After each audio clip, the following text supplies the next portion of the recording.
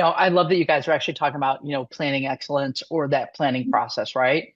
Because when you think about last mile, there's so much noise in the market right now about, AI-based routing.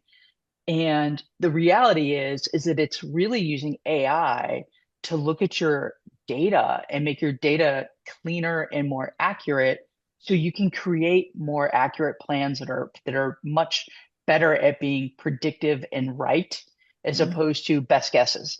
So when you think about last mile systems today, a lot of things that we put in are best or educated guesses, specifically around things like how long it takes to service a customer. You really have to harness a lot of that information on the execution side to make that planning piece much, much more accurate. So thank you so much for both of you for talking about that, the concept of planning, because I think that's something that's really missed in this conversation around AI. But when we step back a minute and then look at the bigger picture, you know, last mile transportation and logistics on the whole is a lot of times about reactive logistics management, right?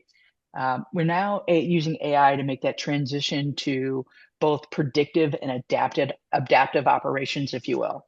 So instead of responding to something after it happens, you mm, can use AI and AI agent to actually anticipate that disruption, right? yes, yes. And adjust the routes, rebalance capacity, or even make communications to external constituents, whether they're the customers or your own internal salespeople, to adjust for that delay, if you will. So, I love the fact that people are now taking the time to think about the workflows and the outcomes and Hmm. how AI can not eliminate people in the supply chain, but automate highly repeatable tasks and free up the human beings to make what I call the gray decisions.